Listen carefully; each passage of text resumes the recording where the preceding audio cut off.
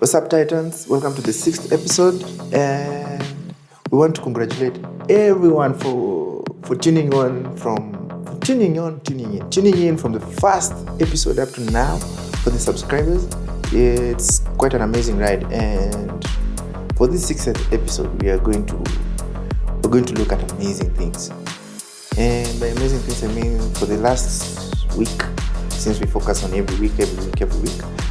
Some few things have been happening, and you'll get to hear about them as the podcast goes on. And this week we've been sponsored by Benkiko. Yes, they help companies and merchants sell their items online using, or probably transact using social media. When social media is going to incorporate shops and all these P2P, and Benkiko is going to be a great enabler for this. So be sure to check out Benkiko Finance on the Play Store and Benkiko.io for more insights about Benkiko and how to work with Benkiko. It's also good for the developers since their API is also online. It's also available. It's good for you to interact with them, good to see how it will help your business and also help you as a developer. This week, something crazy happened. Not really crazy, but you know the way women in tech are. Women in tech are so funny, and I'm not dubbing this as to get me. And this is a post that was going around social media saying this guy watched his Netflix season with the family. Like they have this show that they follow. So the man probably was around his house and he was watching his favorite show without the wife. So when the wife noticed, the wife just decided to put a parental lock, or it's called a child lock, on the account. And that is considered as a traitor. You can't watch a show without me. Anyway, if I was the man, I just roll out a new Wi-Fi password, and we call it win-win. You can't do this to me and you gain. Anyway, for this week we're going to cover interesting things. We're going to cover Safaricom and Visa partnership. We're going to focus on women in tech. That is Catherine moving as the MD to Microsoft ADC, and then we have SWVL exiting the system. And then one of the craziest informations around is, as GDG is happening, some of the few things have cropped up, and it has brought up few things in the ecosystem, that is monopoly of leadership. And we'll get to hear more about this and as we go on. And I'm sure you guys have seen the Rivian's EV. Those cars are amazing. However, they are left-handed drive. I don't know how they're going to cope in Kenya, but those are amazing cars. After we don't know if it's Charlie Mwangi who sent them in Kenya or who. We still don't know the information, however. But Rivian's R1Ts, those are classic EVs. For our first topic, we are focusing on GDG. GDG is supposed to be happening this weekend, and amidst all this planning, something erupted on social media, and this person is called Juma Allen.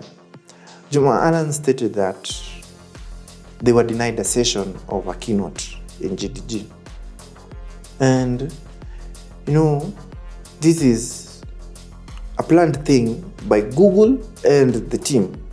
So Juma Allen, however, has this thing,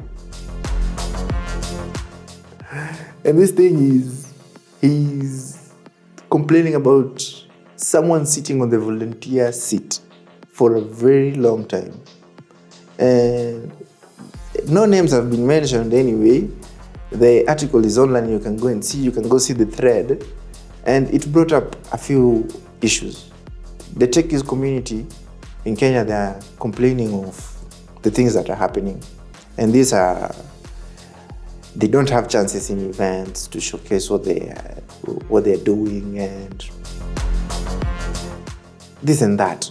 And this cropped up few conversations, and up to now no proper communication has been made, since the community leaders are just silent and the community is probably awakening. And the funny thing about this whole thing is the accuser, who is Juma Alan, the friend who is Harun, is a organizer at DroidCon KE, and androids are from Google and they're fighting with this other party from Google, and we just don't know about them anyway. But we don't know how their fight will go, and probably it's not a fight, it's good for the ecosystem, because Saruni found it good to air his point and say that the ecosystem in Kenya is not good for tech events, not good for the newbies. And no precise thing has been said either way, but to some practical sense, it is true. It is true. Gone are the days of iHub, but right now, it's just there. It's just there. Anyway, for those who are going to the event, it's going to be amazing. Go sure check out the keynotes. Go check out what Google is offering in Android, IoT, and Google Cloud. And probably the seats are already full. It's been fully RSVP'd, but be sure to check out and you'll know more. And on our second topic, we're going to cover women in tech, and this is because of Catherine taking over the place or the position of Jack Ngare, who left for Google PDC, and right now Catherine has taken over as the MD or what? Don't know. You can go check. And she has taken over with quite some good experience, and this experience has been vast in the financial industry, in the tourism industry, and this is a good development for Microsoft ADC and whoever's going to be there. And the women in tech are now happy, per se, because of this growth. It's so far men in the leadership positions, and women in tech feel like they have been suppressed. This is not, however, true, because there's a women in tech which is supposed to be happening women in tech session, which is supposed to be happening at the Google event, which is supposed to be happening tomorrow, this weekend. And Catherine, who says, according to the Microsoft announcement or the news, she says that she's excited to be joining ADC, and at this particular time, she's looking forward to work whatever has been established by whoever was there. And whoever was there was Jack Ngare. And this is quite a development into the system. We are hoping to see growth, more people going into Microsoft. Our third topic, we're going to focus on SWVL. SWVL has been operating in Kenya for quite some time, and they've had some gradual changes since they went. It's called what? They went public. After they went public via Sparks, something crazy happened, and on this lineup of crazy things is laying off of staff, and they're exiting Kenya or Nairobi. We're not so sure of it yet. However, they communicated something, and This communication is saying they are stopping intra Nairobi rides. This has halted like 100 persons stopping their jobs. And something about going public is these startups just go on a trend of having issues, and then they come to a stop, or they get acquired and something just happens. They become another norm, another company. And we hope this is not the same case with SWVL, because laying 32% of your staff, that is 400 persons for them, because they have around 1,300 people in their company, according to their LinkedIn page. And SWVL has been operating with over 500 bus owners, that is in Kenya alone, and they're stopping that activity. This won't, however, be the first company who offering ride-hailing activities to exit the ecosystem per se in Kenya. And we saw during the COVID times, we saw Safe Border exit. Safe Border had quite good offers, and these offers, however, Kenya, we miss such offers. Safe Border did exit, and we've never seen them. We just see them in Uganda, and that is them.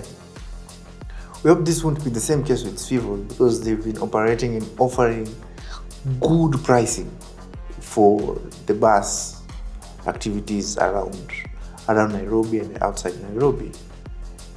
However, we are waiting, since the announcement they made, they said they just paused the activities. We hope they're not exiting the ecosystem. It will be a very big blow, but it's tech. We move on. On this crunch bit, we're going to focus on Safaricom. First of all, this crunch bit has been brought up by GDG, the Google Developers Group, and we're going to focus on Safaricom partnering with Visa. And this partnership has opened something amazing in the ecosystem, per se, not in Kenya, but in the whole world. This has created an enabling factor for over 30 million users who are in Safaricom's M-Pesa to access over 100 countries where Visa has tapped. Do you know what this means? This is one of the greatest financial inclusions. Basing on last episode, we said Safaricom is going to partner with, not really partnering, has opened up ways for the teenagers, people who are under 18 and from 13 years. They're going to access M-Pesa. And this is one of the areas they're going to tap. And however, as we said last time, those who are young, they are not going to be offered Fuliza and stuff that are going to create a debt incurring nation. So back to M-Pesa and Visa. This has some interesting security features, their virtual card, that is.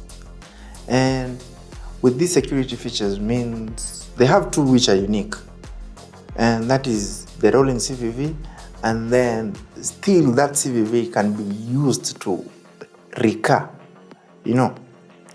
Well, let's say when you're having payments for things like Apple Music, Netflix, and Spotify. These activities that require just one card. You don't have to change the details each and every time.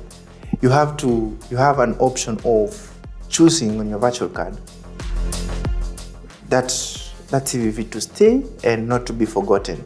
Since the CVV is being rolled out every 30 minutes, changing. If I have a transaction this 1 hour, the next 30 minutes I have a different CVV.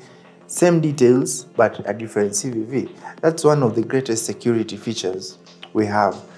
And with this, Safaricom is going to tap different nations. They just started in Kenya. They're going to venture into DRC, they're going to venture into Tanzania and Uganda. And this partnership is is an amazing deal for Safaricom. And though they're going to limit the transaction as per your M-Pesa balance, as per the 350,000 of M-Pesa. For you to open a card, let's say for you to open a card, you need, it's just the basic necessities, but maybe if I'm transacting something larger than 350,000, that is quite a big blow for me. Maybe Safaricom will roll out later such features for those who have the virtual cards. But for now, let's see. It's a big win for Safaricom. It's a big win for Visa. And an amazing feature also is that you can roll or opt in into the virtual card using USSD. Tapping also those people who don't have smartphones.